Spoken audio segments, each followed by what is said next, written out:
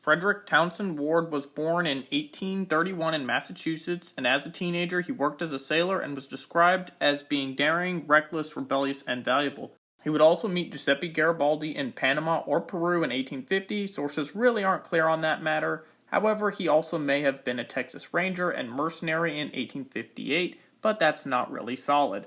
But other events in his life during the 1850s are confirmed. Aside from working as a sailor during the 1850s, Ward found employment as a filibuster.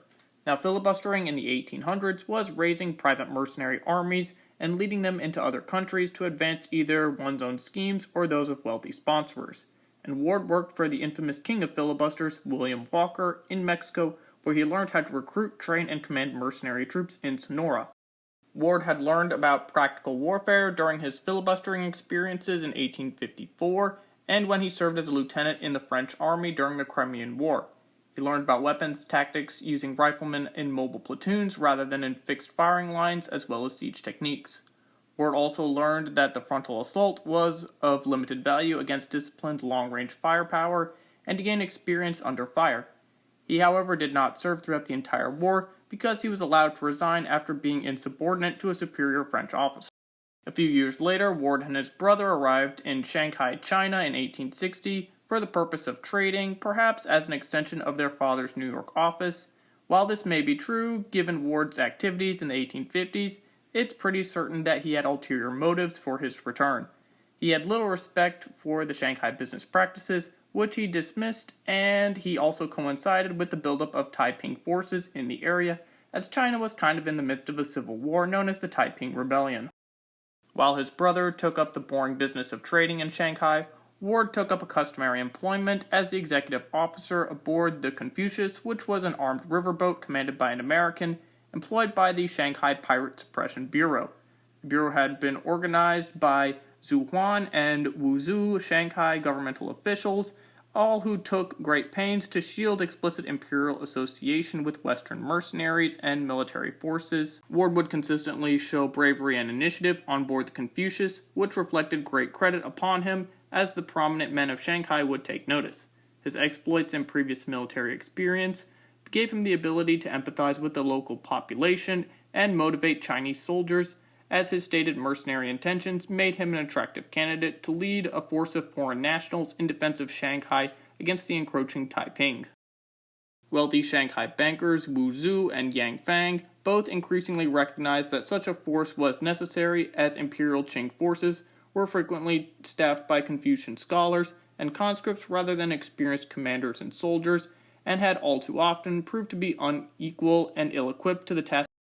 Through their contacts with Western businesses and Ward's own relentless self-promotion, in the spring of 1860, Wu and Fang reached out to Ward and became his employers. Ward then began scouring all of Shanghai for every Westerner, sober or completely drunk, who was capable of firing a weapon, and this was the beginning of the Shanghai Foreign Arms. Ward had also learned to avoid some of his previous mentor, William Walker's, practices and behaviors. As Walker had a reputation for being excessively vain, weak-minded, and ambitious, as his weakness rendered him very cruel, and during Ward's time in China, he displayed respect and concern for his Western and Chinese troops alike under his command, who he referred to as his people. In his recruitment, Ward was reduced to dredging the bars and docks of Shanghai for anyone he could find, including men who were completely blackout drunk. He recruited 100 men who were mostly Americans, including a South Carolinian named Henry Burgvine, as well as several British, German, and French troops who were a host for various other European states. Officially, they were known as the Shanghai Foreign Corps, and their leader characteristically preferred to call them the Ward Corps. These men themselves were a motley collection of cashiered seamen, wharf rats, and drunken people who didn't really care what they were called as long as they were paid. In the summer of 1860, Ward's boot camp was barely in operation before Wu and the other financial backers of the enterprise became apprehensive. They demanded that Ward accompany the imperial forces on a scouting mission to see how close the Taiping were getting to Shanghai, as they were quite close, indeed as it turned out, and the Ward Corps helped to liberate 2 nearby towns from the Taiping.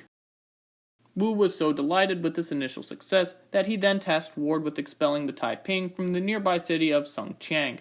Ward carefully explained that his force had been extremely lucky in the battle, and that his men, although they were very well armed, were only half-trained. Additionally, the Taiping had turned Songjiang into a fortress, and Ward knew from his experience in Crimea that assaulting these fortifications without artillery was suicidal. Ward, however, remained stern, and Ward would go on. Against his better judgment, he was all too aware that he was in his paymaster's pocket and reluctantly agreed to give it a try. The Ward Corps then set off in the dead of night for Songjiang, and unfortunately, many of the men were completely drunk, and Ward had hoped to rely on the element of surprise to carry the day, but many of the troops were overconfident, and the sound of their impending approach alerted the Taiping, who were wide awake and waiting for them when they arrived. As soon as Ward's men staggered into range, the Taiping opened fire, and everyone ran away back to Shanghai, and Ward had been in China long enough to know the importance of not losing face. Back in Shanghai, Ward paid off most of the drunken survivors and weeded out those who he didn't deem worthy of serving in the Corps any longer. He began searching for new recruits in the Filipino community of the city, and as a former sailor, he knew that Manila men were highly prized by American captains and had been employed on merchant ships for years. To a man like him, the Filipinos were industrious, hardworking, loyal, and quick to learn, and they were also fluent in Spanish, which Ward had mastered during his time with Walker, and Ward was convinced that he could teach them how to be proper soldiers compared to the foreigners. Over the next few weeks, Ward added 80 Manila men to his reconstituted corps and managed to keep Wu at bay until he was satisfied with his soldiers' training, and he also bought some artillery, adding several field pieces to his arsenal. To teach his men how to use the new cannons, he enticed deserters from the British Army and Navy to instruct them, paying handsomely for the benefit of their expertise. By the middle of July, Ward felt that his force was ready to make a second run at Songjiang, and this time he left nearly all the Americans and Europeans behind, preferring to use his Manila men. Ward boarded a coastal steamer with 200 of his Manila men and sailed well past Songjiang, and they disembarked and stealthily made their way back over land, manhandling a couple of cannons to a rendezvous point, where they were to lead the attack in coordination with an effort with the Qing army.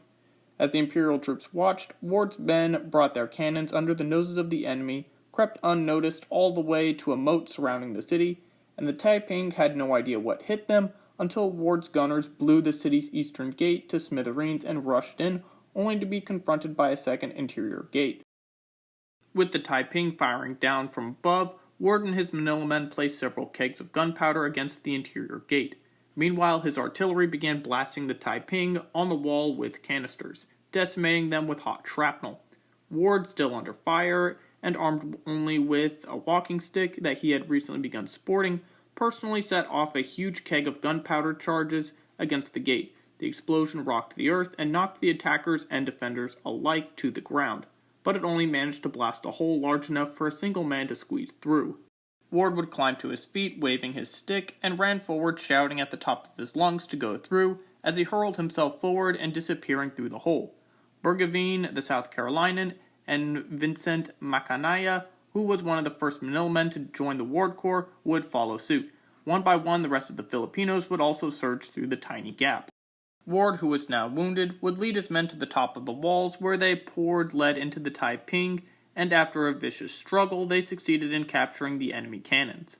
Moments later, the Taiping below the walls found themselves being bombarded by their own artillery.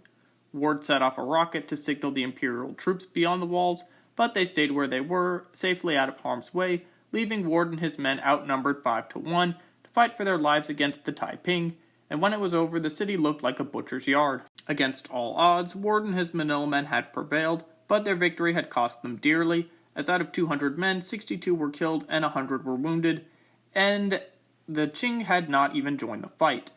Therefore, Ward and his troops decided to console themselves as they found a fortune in gold, silver, and precious jewels as they seized Songjiang and made themselves wealthy men.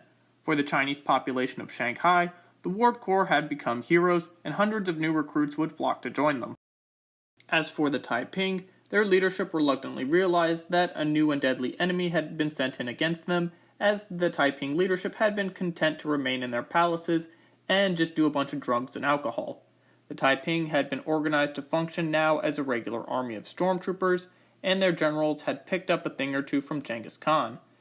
They knew even before Ward did that the next logical place for Wu to send the Ward Corps would be the city of Qingpu, another glorified blockhouse on the road to Shanghai. With that, on August 2nd, 1860, Ward led the Foreign Arms Corps against Qingpu, and this time the Taiping were prepared. As the corps stormed a garrison wall, Taiping forces were laying in an ambush, waiting for the optimal moment to deliver a withering barrage of close-range musket fire, and within 10 minutes the Foreign Arms Corps had suffered 50% casualties, with Ward himself being shot 5 times, and was even shot in the left jaw with an exit wound on the right cheek, scarring him for life and leaving him with a speech impediment.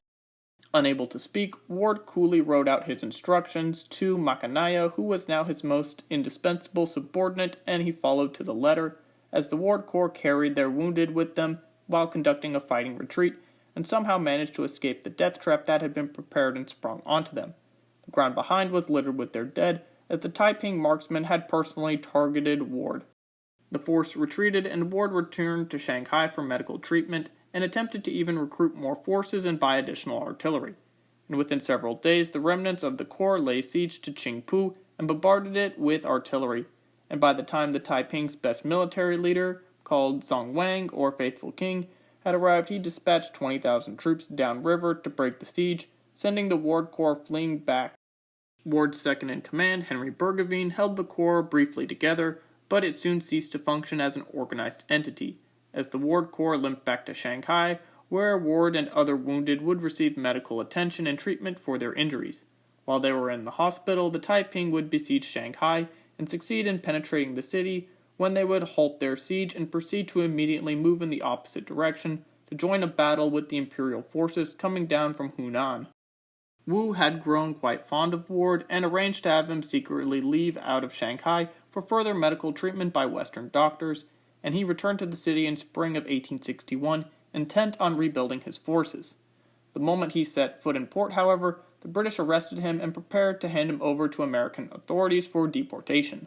To the surprise of the British, however, they discovered that Ward had obtained Chinese citizenship, and unsure of what to do, the British took him aboard one of their warships in the harbor and kept him there.